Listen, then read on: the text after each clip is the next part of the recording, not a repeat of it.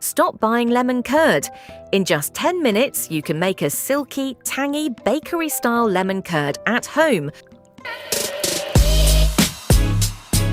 3 fresh lemons, juice plus zest, 3/4 cup sugar, 3 large eggs, ½ cup unsalted butter, cubed, pinch of salt. In a saucepan, add lemon juice, lemon zest, sugar, eggs, and a pinch of salt. Whisk everything together before turning on the heat. Place the pan on low heat and cook slowly while stirring constantly. This prevents the eggs from scrambling. Remove from heat and add butter cubes. Stir until fully melted and smooth. Strain the curd through a sieve for an ultra-silky texture, then pour into a clean jar. Let it cool, then refrigerate for at least 1 hour. It will thicken even more.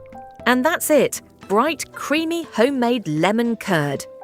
Like this recipe, hit subscribe and comment what recipe you want next.